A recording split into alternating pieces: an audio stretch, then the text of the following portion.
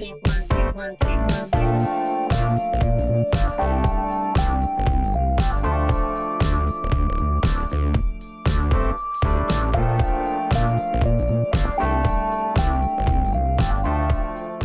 from Tokyo, my dear friends. This is Daisuke, and I very much hope that this video finds you well and in very good spirits wherever you are in the world. And today, if you don't mind, I would like to continue on with the viewer questions that you so very kindly submitted to this channel a few months back. And I've been doing my best to cover as many as possible because they have all been so great.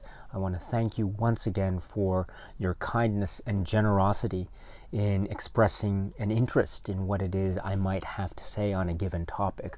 And I apologize once again if what it is I have to say is missing the mark or otherwise not to your satisfaction. But I will certainly do my best and just try to give you an honest take as based on what I feel at this given moment in time. But thank you very much in advance, my dear friends. This is really lovely. This brings us to the next question, which is from KP. So hello, KP. And you say, what is the theater experience that you treasure the most? I'm sure you have many, so it would be cool to know those theater-going experiences that you remember so fondly. Oh wow, thank you so much for this really lovely question. I very much appreciate it. And let's see, I might have mentioned actually in some past videos, not recently, but maybe a year or so ago, maybe more, about certain memorable theater-going experiences that I've had in my life, film theater-going experiences. So I've been very fortunate to have been able to go to the movie theaters, especially when I was younger, so many years ago.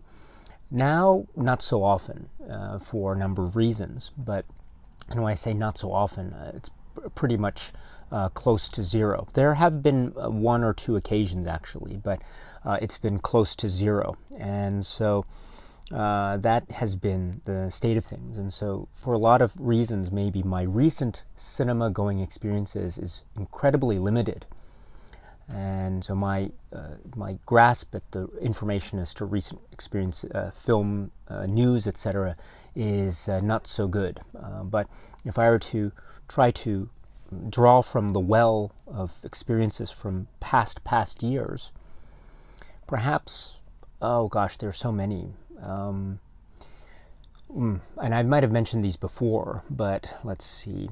I remember seeing Heat, the film directed by Michael Mann in 1995, when it was in the theater, and it just echoed around me. And I just remember thinking at the time, watching it, just how great this film is. And I thought, this is a film that is going to be a classic. That's how I felt when I was seeing it. You felt like you were just watching a classic. This is going to be an all-time classic. And so I think that has held true to form over the years, and it's been very much a film which is long-lasting, I would say. But that's one example, perhaps. Maybe another example. Oh yes, I remember when I was a teenager, and I was of age to be able to, and I was living in the United States at the time, and I was of age to go to, say, I was 17, and so I was able to see films like, I saw Lost Highway, and I saw also Crash in the theater, and so those were very memorable experiences, each in its own way. Let me speak perhaps about, I've spoken maybe about the latter in a separate video on David Cronenberg's work, but I haven't spoken, I think, specifically about Lost Highway on this channel. That had a huge impact on me. It was a mesmerizing experience watching that in the theater, and it was bold, and it was bizarre, and it was like nothing I had ever seen, and it was loud, and it was fast. It just grabbed you, and then it just took you to places, and one is thinking, what's going on here? This is just warping my mind. And so and it was funny, and it was scary, and it was terrifying.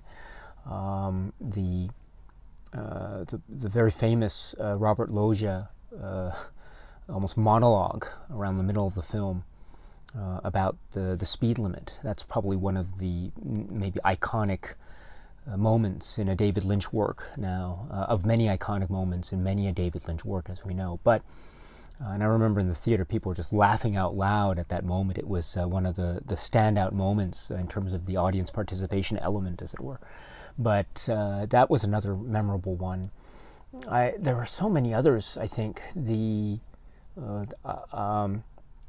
I guess maybe one that might be, maybe one, I might have mentioned it, not on this channel necessarily, or maybe I did mention it, but when I was a kid, and this was in the 80s, if I remember correctly, my mom took me to see the movie Jaws 4, The Revenge.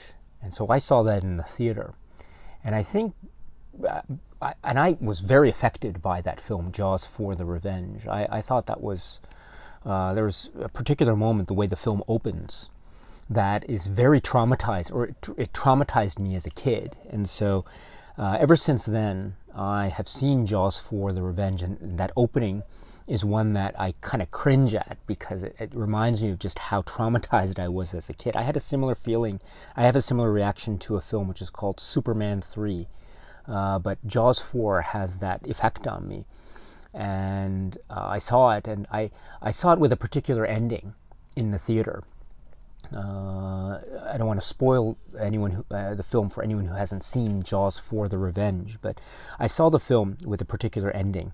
And then sometime later, I saw the film again. Maybe it was on VHS or TV, I forget exactly. But it wasn't in the theater. It was maybe a home movie or viewing experience of some kind on TV. And I was watching it, and lo and behold, it had a different ending. And I was shocked. I was like, what's going on? I'd never seen this before. What's going on here? And there's a particular character, and what's going on? And it suddenly changed the whole tenor, obviously, because the ending has quite, the different ending has quite a significant impact on the world and the characters within this world, as those of you who know the film might know, or that will probably can comment on.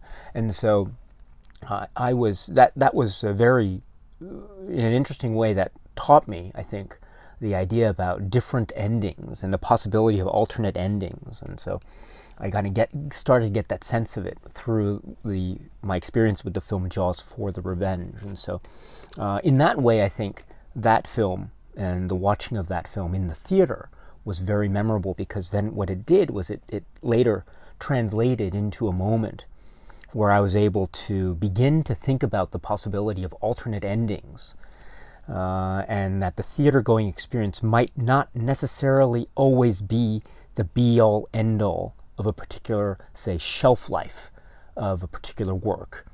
So in terms of the dramatic energy within the context. So it was a very, I think, an eye-opening, illuminating experience for me.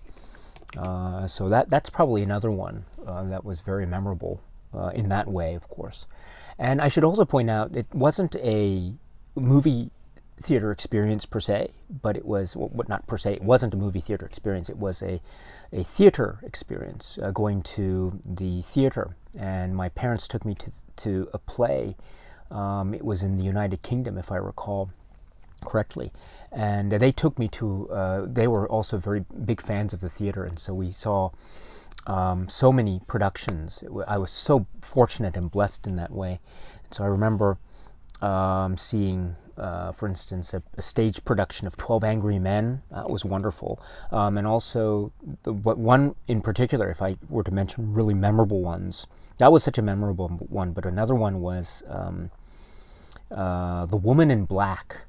I was able to see The Woman in Black on the stage, and our seats were not so close up. They were pretty far back, maybe towards the back end of the theater. So it was hard to see sometimes the stage, etc. But the effect of that actually had such deep root. The experience of it was so terrifying. Actually, there was a particular moment that one actually jumps out of one's seat. It was frightening, absolutely frightening. I couldn't believe that. I mean, I was thinking at the time, I don't think I'm going to be that scared going to the stage and the theater. Oh gosh, was I wrong there? I was terrified. And so every time now I see a particular adaptation of The Woman in Black, it shivers. It's a really scary thing because I recall that time in the theater. And people were screaming as well. I remember too. There's so many screams from the audience. It was just an amazing thing. And so it was like feeling bolts of electricity were just alive in that particular space. It was really remarkable, and I was so fortunate. I was quite young, still a young boy. So I was so fortunate my parents were willing to take me to that, and to other film experiences of that sort. So I think those might count as some examples, but again, there's maybe so many, too many to mention within, say, the scope of whatever it is, one video here. I wish I could speak more about it. I've spoken maybe here and there about them. I remember, for instance, speaking about seeing Suspiria, the Argento film Suspiria, for the first time in the theater. I'd seen it before, but in the theater, projected on screen, and it was the title. The title sequence was the beating heart of the pulsating letters of Suspiria, and so I was like, wow, okay, this is an interesting thing.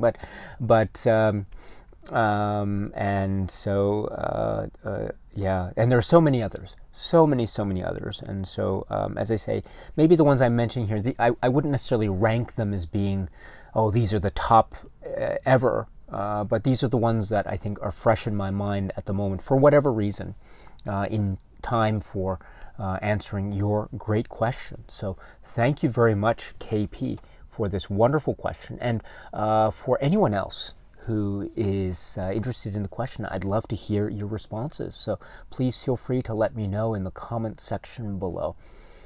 So with that, my friends, thank you so much as always for your time. And until we meet again, please be happy and healthy and well. And please keep on watching a lot of great movies. And I really mean that. Keep on watching a lot of great movies. Your enthusiasm for cinema keeps it alive. It really does. And so please just keep on doing what you are doing. And so with that, my friends, until we meet again, stay strong, stay safe, and cheers.